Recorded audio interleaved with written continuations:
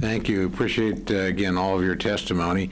If I can, Dr. Gilley, I'll start with you. And as I mentioned to you in our conversation before we began the session, one of the concerns that we hear when we talk about these programs is a lot of the gains that appear early seem to disappear sometime around the third grade. So as I told you, that sometimes raises more questions to me about what we're doing in K through 5 than what we'd done before children were coming and going through early childhood education. But I'd like to get your thoughts on that. I mean, how do you make sure that whatever gains do occur actually continue to occur? It's a great question. It's one that I get a lot of. In terms of the fade out and what the fade out actually means, when I'm asked this question, I'm trying to find a way to sometimes describe it to folks. I remind them that most things in life do have a fade out. Things do fade over time if you do not sustain the effort that you originally put into it. One good example of that is dinner. Every time I eat dinner, the next morning I find myself hungry again. Dinner has a fade-out effect, but that doesn't mean I'm not going to eat dinner tonight. I'm going to eat dinner, then I'm going to make sure that the next morning I'm going to get my breakfast too. When it comes to thinking about sustaining the impacts, one of the things that we've learned from a lot of research is that the efforts that you put into early childhood tends to reap benefits for the later educational experiences because it makes the later educational experiences more efficient. However, if the later educational experiences that are following are of extremely poor quality, then it is possible that you could actually wipe out a lot of the benefits that you've made before. It's not possible to ever take care of a seedling well enough that that seedling will be able to survive drought conditions later on.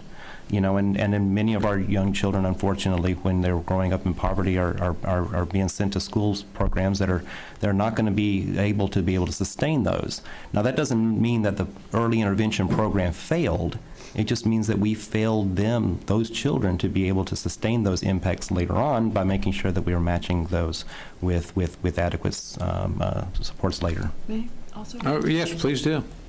I'd also like to add that while we see fade out in academic skills, reading and math skills, what we see as well over the long haul is that children who have attended Head Start and early Head Start perform better than their peers in life outcomes, in long-term life outcomes. And we suspect that this is due to the long-term effects of the building of self-regulation and executive function skills that persist over lifetime. What we know, and we've seen this as well in larger studies like the Tennessee STAR study, which Roz Chetty and his colleagues performed at Harvard, of the Tennessee kindergarten study, is that while academic effects fade out over time, high-quality experiences early in life continue to pay dividends. So it may be a question really of what are we measuring and what kinds of effects are we expecting. We know the most important effects have to do with approaches to learning, self-regulation and self-control, persistence and motivation. These are skills which we all draw on throughout life. And it turns out that children who have had Head Start perform better in the long term in ways that suggest that those are the most important things that we're doing in the first years of life. Thank you. Ms. Anderson, one of the challenges, obviously, if we're talking about increasing access and increasing the number of people that achieve these services, is simply the workforce that will be required to handle them. Where do you find the workers? What are the programs that you would favor that would make sure that we had, if we were able to ramp this program up, actually have people in place that could be beneficial to young people? That's always a challenge. Finding enough workers that have adequate training to provide the kind of daily interaction with children to make sure that we do have high quality programs. So it's a combination of ensuring that those that provide services are adequately paid. That is one advantage to Oklahoma's pre-K program through the public schools. Those providers are compensated similar to a public school teacher. And that definitely has been a recruitment tool to get individuals to provide those pre-K programs. Sometimes that's been a detriment to our Head Start programs because we providers tend to sometimes move from Head Start once they get a bachelor's degree and then move into a public school program. Oklahoma does have 4 Educare centers in the state, and those also attract and pay adequately for providers. And if we could look at providers across all programs having the right kinds of qualifications and appropriate pay, I think that makes the job more attractive. There's a number of individuals who want to go into early childhood but don't see that as economically viable for them, for their profession. And I think we're seeing a decreasing number in our universities right now with individuals who are enrolling in early childhood education. And it's something we definitely need to think about as the workforce overall in our state. Thank you very much. May I add to that also? I mean, I guess we're starting a culture here of adding to each other. But, that's okay. But in terms of how to really sustain a high-quality workforce, one of the things that we really haven't been paying enough attention to is coaching and consultation for our teachers. We teach, and this is not just a point for early education. This is K through 12. This is higher education. This is anywhere where you have teachers. We teach teaching, and we think of teaching as if teaching were an academic subject, as if teaching were like math or history. Teaching is not an academic subject. Teaching is a performing art. And we really need to be training our teachers the way you would train a performing artist, by getting on the stage with them and coaching them through the actual motions of it. And there has been some research that's been conducted that suggests that if you put a coach in there in the early care and education program with the teacher, the amount of gains that it provides in terms of that teacher's ability to be able to do a good job is far better than anything that we can provide in pre-service training. And so it's really one of the things that we should be looking into. Thank you. And I move next to the gentlelady from Connecticut. Thank you for being generous and allowing me to run a little bit over on my time. Great questions. Great response. Thank you. As I struggle with the sheer number of programs we have and the different funding sources, and you mentioned the different monitoring methods, and I'm struck that in part, I would assume this is because when we think about the federal role on K through 12, those systems already existed. I mean, we didn't start them. We've been there to supplement them, to add, value added. We're not the main proponent. Early childhood, we were much more there at the beginning, so to speak, with Head Start. So, we're not used to, as Mr. Fatah said, creating universal systems from up here. We're used to doing value added, and we've almost created a system here where we're becoming, I would assume, the largest single provider of early childhood education. That may not be the case. But we all know, given budget realities, we're certainly not in a position to do what we would all like to do and expand these programs to the degree that we were hitting significantly higher percentages of young people. So given that hard reality, a lot of this, it seems to me, gets back to encouraging other people to participate, particularly state governments, who, as we've all pointed out, increasingly see the value of this.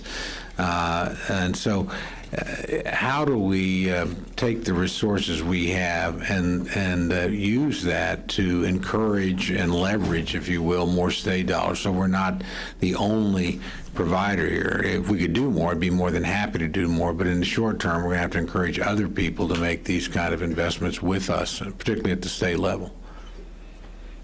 You might want to take a shot? Well, I'll try. I think the most important thing that the federal government does is it sets standards and expectations and accountability. Many states have invested over years and have been cobbling together state systems with state QRIS systems, kindergarten readiness assessments, training and mental health infrastructures, training infrastructures, and professional development. Other states are really just at the beginning of that process. And so one of the most important things that the federal government can do is use its both its funding power but also its accountability power and investments to support the development of strong state systems that can serve prenatal through age 5 in a multitude of ways, because we're never going to have a K-12 system like K-12 where there's one size that fits all. We know that some families need different kinds of things. So it seems as though the most important investments are those that really promote quality, promote accountability, and support the infrastructure that will drive quality over the long haul in the states. What I would add to that is that there have been a few developments recently that I think are very promising. One of them not too long ago was that the person who's in charge primarily of Head Start and child care became interdepartmental liaison to the person who's primarily in charge of early childhood in the U.S. Department of Education. So that's Department of Health and Human Services and U.S. Department of Education at least admitting that they need to have their early childhood people working together. Early Head Start child care partnerships, an effort to take early Head Start and child care programs and get them to actually coordinate and work together so that the quality efforts that exist in early Head Start can actually be applied to the child care world where the vast majority of the children actually are. These, along with other efforts that we've had at the federal level as well as in some states to try to create a more cohesive system, I think gives us the greatest promise to be able to find our redundancies. Because when we create cohesion, that's when you will locate your redundancies. But we have to also then be willing to then take a bit of a surgical knife and remove some of those redundancies. I'm not saying that we shouldn't have monitoring structures. We absolutely have to have monitoring. I'm just not so sure that we need to have 6 different monitoring structures, that some of these programs are all subjected to individually so that they have to go through every one of them. That's a level of redundancy that just doesn't seem very, very wise to me. But through the efforts to create greater cohesion among these programs, which is really something I think at the federal and state level we should be encouraging more of, that's where we're going to find the redundancies. In Oklahoma, we have a strong history of not only pioneering early childhood programs, we also have a strong history of really working together with each other as a state. I staff a 32-member public-private partnership board that is comprised of half state agencies and half governor-appointed members to the board. And in the 5 years that I've tried to get 32 members to a board, I've never, one time we didn't have quorum and we moved out of the Oklahoma City area. So we're interested in working together. We're encouraged by the partnerships that are occurring at the federal level because sometimes it felt as though that was a difficult task for us to coordinate across the state when we had silos that were occurring at the federal level. Continued support to help states both collaborate with the federal government and collaborate with each program. Early childhood services are across a wide variety of agencies. We're probably going to continue to be that way. That could change someday, but irregardless if everything's under one umbrella or different agencies, it's important that all those programs work together to best meet those needs of different families. Thank you. Gentlelady from Connecticut's recognized. Well, Mr. Chairman, I think it's really very important that this committee somehow weigh into this issue, because when you have this disparity, you know, these racial gaps existing in our country with young preschool children, our national federal government has a responsibility to these children to make sure that they are treated fairly, and tax dollars should go to insist that there's some equity and some justice in this. And so, Mr. Chairman, I would hope this committee could kind of discuss what we would want to do as suggestions and recommendations as a committee to begin to address this. Thank you very much. Gentlelady makes a really good point, which she's made in other contexts before, and I couldn't agree with you more. I'm going to turn to Mr. Harris in a second, but just I'd like to work with you on that, and certainly, you know, pushing more money toward research. Pretty shocking to me what you just told us, that nobody had really looked at this, that you almost stumbled on. I mean, that happens, but one would have thought there would be a greater level of sensitivity just given the history of the country.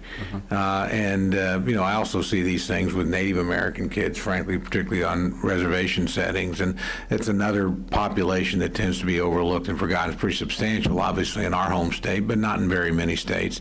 But the same, if you look at educational attainment or success in school, very low statistics, very poor in terms of graduation rates, you know, going on to college, lots of trauma, lots of alcoholism, drug abuse. So same thing, we've probably overlooked those kids as well. But the gentlelady's point's well taken. I'd be happy to find ways we can work together on that and sort of encourage our government, which I think wants to do the right thing, to actually focus and start getting it done.